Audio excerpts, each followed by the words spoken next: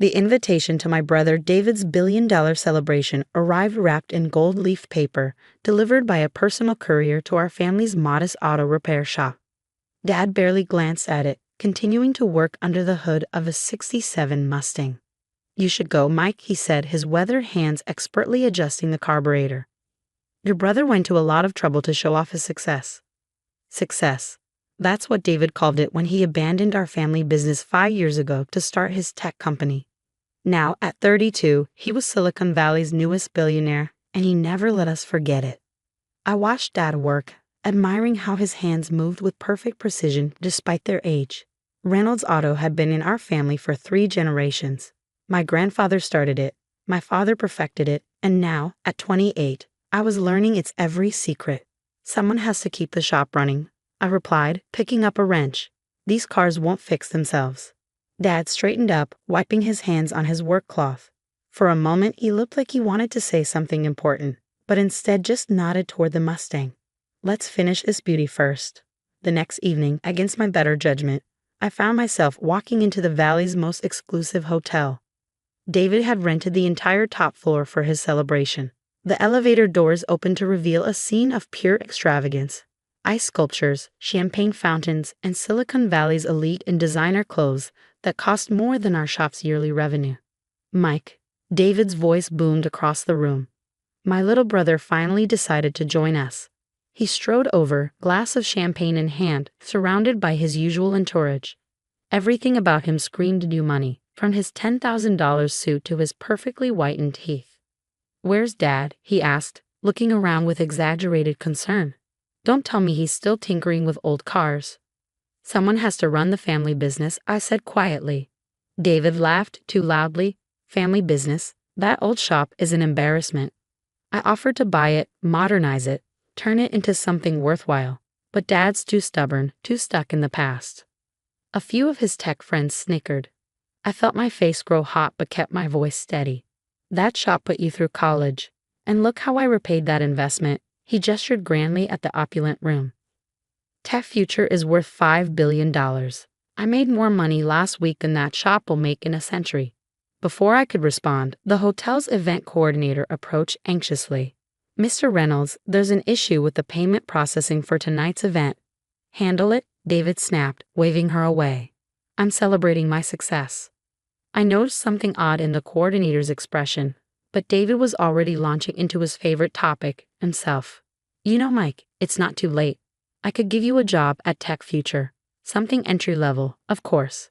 Better than wasting your life changing oil." The way he said it, like he was offering a favor to a beggar, made something snap inside me. Our grandfather built that shop from nothing. Dad turned it into the most respected auto repair business in the city. We fix things, make them work better.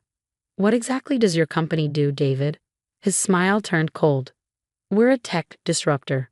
We're revolutionizing digital payment processing with blockchain integration and—" "But what do you actually do?" The question hung in the air. I noticed a few nearby guests shift uncomfortably.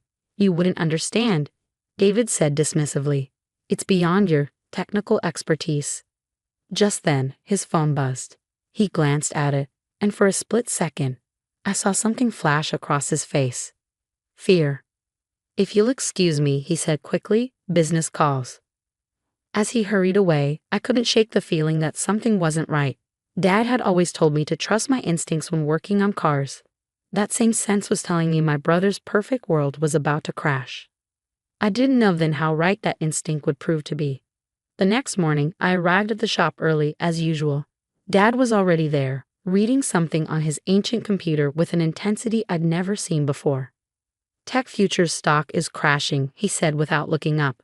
"Down 80% in pre-market trading. The SEC has suspended all trading." Before I could process this, the shop's phone started ringing. It was David. "Mike," his voice was frantic. "Is Dad there? I need to talk to him. Now." I handed the phone to Dad, watching his face as he listened. His expression remained calm, but his eyes hardened. "No, David," he said finally. "I won't sell the shop to cover your margins. Not today, not ever." He paused, listening. "You made your choices. Now you have to face them." He hung up, and almost immediately, my phone lit up with breaking news alerts. Tech Future CEO under investigation for massive fraud, screamed the headlines. Payment processing scheme exposed, declared another. Dad, I started, but he was already walking toward his office, a small room in the back of the shop that I'd rarely been allowed to enter. It's time, he said simply. Come with me. The office looked the same as always. Worn desk, filing cabinets, framed photos of classic cars. But Dad went straight to an old painting of a Shelby Cobra, removing it to reveal a safe I'd never known existed. Your brother chose flash over substance, Dad said as he worked the combination. He wanted millions without understanding value. But your grandfather, he understood real value. The safe opened with a click. Inside wasn't much. Some old papers, a leather notebook, and a small metal box. Know what these are? Dad asked, carefully lifting out the papers. I looked closer and felt my breath catch. They were patents, dozens of them. All in my grandfather's name. Every major auto manufacturer in the world uses these designs, Dad explained. The transmission synchronization system, that was your grandfather's. The adaptive fuel injection process, his too. He never sold the patents, just licensed them. Been generating royalties for 40 years. My hands shook as I read through the documents. The numbers were staggering. But the shop, we live so modestly. Dad smiled. The shop is real. The work we do here is real. That matters more than money. But make no mistake, Reynolds Auto isn't just an auto repair shop. It's the headquarters of Reynolds Engineering Holdings, worth about $12 billion as of this morning. I had to sit down. David, does he know? David never asked, never cared to learn about the family business, too busy chasing quick millions to notice the billions right under his nose. Just then, my phone buzzed again.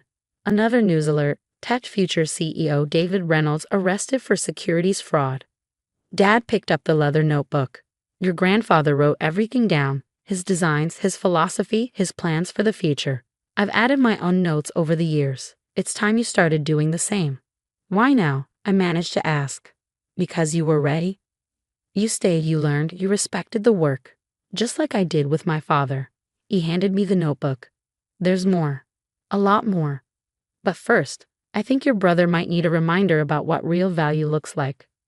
The media circus outside David's downtown office building was in full swing when Dad and I arrived. Reporters swarmed, cameras flashed, and security guards struggled to maintain order. Through the glass doors, I could see federal agents boxing up documents and hard drives. Mr. Reynolds, a reporter recognized Dad. Your son David is accused of orchestrating a $4 billion fraud scheme. Any comment? Dad walked past them without a word, his worn work boots clicking against the marble lobby floor. The FBI agent in charge straightened when he saw us.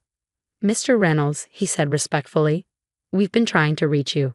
Had some cars to fix first, Dad replied calmly. Where's my son? They led us to what used to be David's corner office, the space that had once showcased his ego, all chrome and glass and modern art, now felt hollow. David sat slumped in his ergonomic chair, his perfect suit wrinkled, his lawyer whispering urgently in his ear. He looked up when we entered. Dad, thank God. You have to help me. The shop, we can sell it. Use the money for bail. My lawyer says. Be quiet, David, Dad said quietly, but with enough authority that the room fell silent. He pulled out an old folding chair from the corner, the kind we kept in the shop's waiting room, and sat down.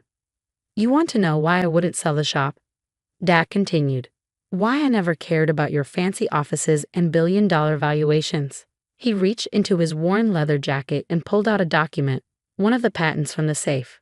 David's lawyer's eyes widened as he read it. Mr. Reynolds, the lawyer interrupted, this patent. The licensing rights alone would be worth more than Tech Future ever was, Dad finished, even before we knew it was built on fraud. David snatched the document, his hands shaking as he read. This is grandfather's, but this means, all these years, Dad said, while you were chasing paper wealth, our family already had what mattered. Not just money, though yes, Reynolds Engineering Holdings is worth billions, but purpose, legacy, real innovation that makes the world better. Why didn't you tell me? David's voice cracked. You never asked, never spent time in the shop, never wanted to learn. Dad stood up. You wanted shortcuts to success, David. There aren't any. The FBI agent cleared his throat. Mr. Reynolds, about the charges. My son will cooperate fully, Dad said. He'll face the consequences of his actions. He turned to David. But after that, if you're ready to learn, really learn, the shop will still be there. David's lawyer jumped in. Actually, about the shop. Given these patents, perhaps we could negotiate a deal with the prosecutors. The shop, Dad cut him off, isn't for sale. Never was. Never will be. He headed for the door, then paused. Oh, and David. That Mustang you used to love driving in high school? I just finished restoring it. When you're ready to understand what real value is, come by the shop. We'll talk. As we left, I saw David's reflection in the glass walls, tears streaming down his face as he watched us walk away. For the first time since he left the family business, he looked young again. Lost. Outside, the reporters were still shouting questions. But now they had new ones. Mr. Reynolds. Sources say Reynolds Engineering Holdings owns crucial automotive patents. Is it true your company is worth more than Tech Future ever was? Dad kept walking, but I noticed him smile slightly as he heard one reporter say to another, "Wait, the auto shop guy is the real billionaire?" 6 months later, I sat at Dad's old desk, now my desk, reviewing the latest licensing agreements from Toyota. The shop was still busy as ever, the familiar sounds of wrenches and engines creating their own kind of music, but things were different now. The safe behind the Cobra painting stood open, Grandfather's notebook resting on my desk next to modern patent applications. I'd spent months studying his designs, understanding not just the mechanics but the philosophy behind them. Each innovation wasn't just about making money. It was about making vehicles safer, more efficient, better for the world. David's trial had ended with a plea deal, 5 years in a minimum security prison and full restitution to his investors. But that wasn't the end of his story. Mike, Lisa, our front desk manager, poked her head in. He's here again. I looked through my office window to see David standing in the shop's waiting room. No designer suit today, just jeans and a worn t-shirt. He'd been coming by every Saturday for the past month, ever since the judge approved his pre-imprisonment work release program. The transmission on the Gibson family's Volkswagen needs checking, I said, watching him shift nervously. Tell him to start there. David had started at the very bottom, cleaning floors, organizing tools, learning the basics. Just like Grandfather had made Dad start, like Dad had made me start. No shortcuts this time. I picked up my phone to call Dad, who was at a meeting with German engineers about implementing Grandfather's latest fuel efficiency design. How's he doing? Dad asked, knowing why I was calling. Better, I replied, watching David carefully inspect the Volkswagen's transmission. He's actually listening now. Learning. Good, Dad said softly. Your grandfather would be proud. Later that afternoon, I found David sitting in front of the Mustang, his old high school car that Dad had restored. I was such an idiot, he said without looking up. All those years chasing fake success, trying to prove I was better than this place. I never understood what we really had here. I sat down beside him. You understand now. He nodded, running his hand along the car's perfectly restored fender. Every car that comes in here, we make it better. Every design in Grandfather's notebook, it makes things better. It's not about money, it's about making something real. Think you're ready to learn more? David looked up, hope flickering in his eyes. You teach me? After everything. I pulled out Grandfather's notebook. Family legacy isn't just about inheritance, David. It's about understanding value, real value. That evening, after the shop closed, 3 generations of Reynolds men sat in the back office. Dad had come back early from his meeting, bringing with him the signed contracts for our new electric vehicle charging system. Grandfather's last design, which I had finally figured out how to implement.